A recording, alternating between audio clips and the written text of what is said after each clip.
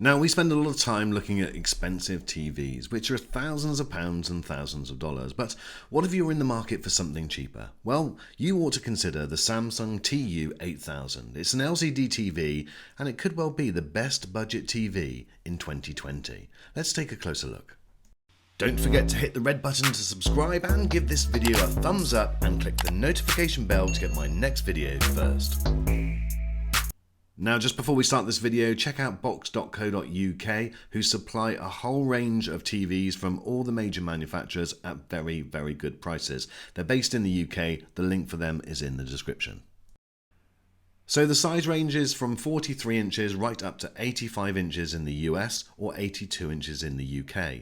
The prices that I've put by the side, that's the prices at the time of doing this video. However, I will leave links to both UK markets and also to the US market so you can check out the latest price for yourself.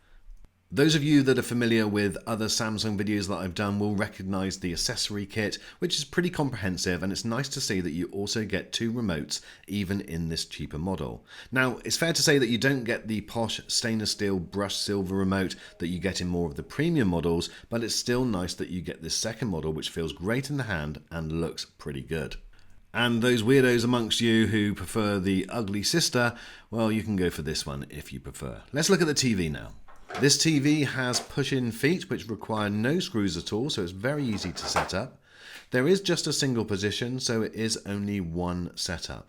The TV is very thin, surprisingly thin in fact, and it does have a degree of cable management at the back. There's the grooves that the wire goes in, and then you've got the clips which clip onto the back of the legs.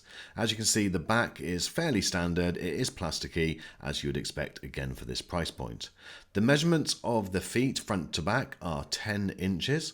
And the width of this TV is roughly 5.5 to 6 centimeters at its widest point, and it operates with a standard 200 by 200 VESA mount.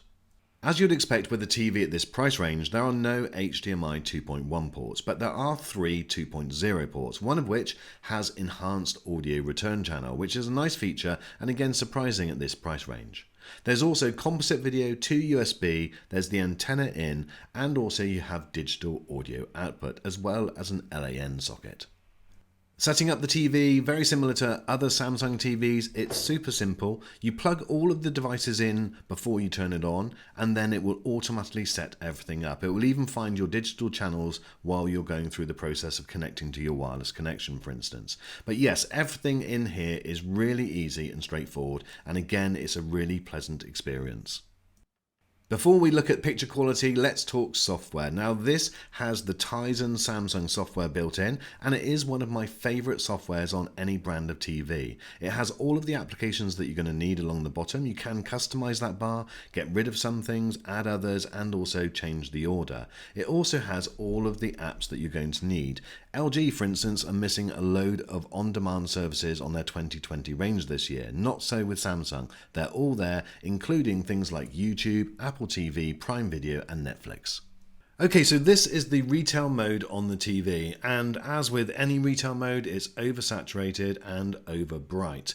We'll obviously change that in a few moments, and I'll give you an indication of what standard and normal TV looks like. But I wanted to just show you things like the viewing angles and the screen, because this TV, for the price point, is really impressive in what it delivers. It certainly doesn't feel that this is like almost 2/3 of the price of some of the leading brands, both from Samsung and others.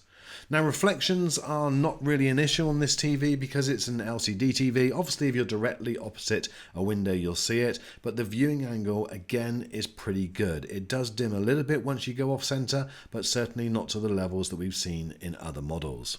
Now, we've already spoken about the thickness of this TV. It is super thin at roughly 5.5 to 6 centimeters, but also those bezels around the edge, they are very small indeed. And again, I wasn't expecting such small bezels on a TV at this price point. And that just adds to the whole look of this TV, which gives it a far more premium feel than the budget price suggests. Now, one thing that often comes with more expensive TVs is access to more controls, more settings to change and more customization. What's really nice with this TV, the TU8000, is that it has an exceptional menu system within the Tizen software. This means that you can go in and change the picture to your heart's content. You've got standard picture modes, which is great if you just want to change it quickly, or you can go into the expert mode and change absolutely everything. It really is very, very comprehensive, and it's one of the best we've seen on a TV at this price point. The software is also pretty responsive too, and switching between different apps using the control is almost instantaneous. Okay, so now we move on to the all-important picture results, and this is where you will see some mixed results depending on your usage. It is important, however, to remember the price that you've paid for the TV, and that obviously is crucial. It's so easy nowadays to compare the picture quality to one of 2 or 3 times the cost and expect them to be the same. So first of all, the positives. In general viewing, this is, in my opinion, exceptional. The 4K content that you're looking at now comes across vibrant, bright, exactly like it does on the majority of other sets that I've tested this year. Now, there are some issues when watching HDR content where you just don't get the same level of brightness within that HDR content that you would do on some more expensive sets. But it's only occasions that you're going to be doing that, and if you're generally an average TV user where you'll watch occasional movies, the majority of normal television like cable or satellite or terrestrial TV, then this is going to be absolutely perfect for you. And really, for a lower priced TV, an LCD TV, I thought that this handled the colours really well, the brightness was great, and it also dealt with blacks brilliantly too. Another area where this TV did a really good job was in gaming. It actually surprised us how responsive it was. Now, there are some obvious limitations. This is just a 60Hz panel, not a 120Hz, so therefore you're not going to be getting anything like G-Sync or variable refresh rate. You are limited to that 60Hz. However, the response time was surprisingly good, and the game felt fluid and there was no obvious lag. So this, in general, is great for the average or occasional gamer. Certainly if you're more serious, then maybe you'd want to spend a little bit more money and get something which is maybe a bit future-proof and go for something with HDMI 2.1. Certainly something like the Sony that we reviewed recently would be a good alternative, but you will be spending about double the amount. So my friends, in summary, what you're getting with this TV is a great TV at multiple things. It's not the best at everything, and you wouldn't expect it to be at this price point.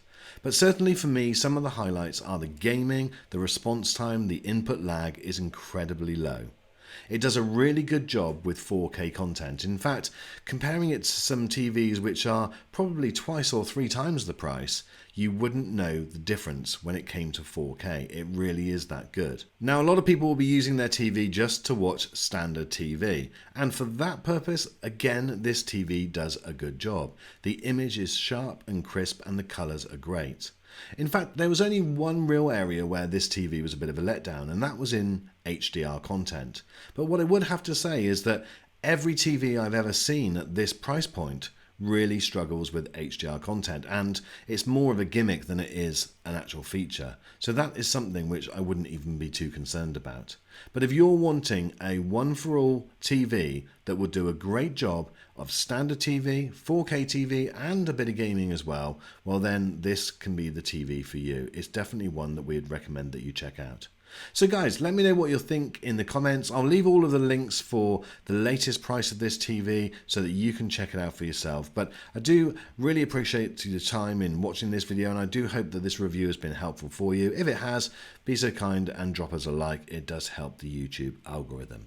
Thanks again, my friends, for watching this video, and I look forward to seeing you on the next.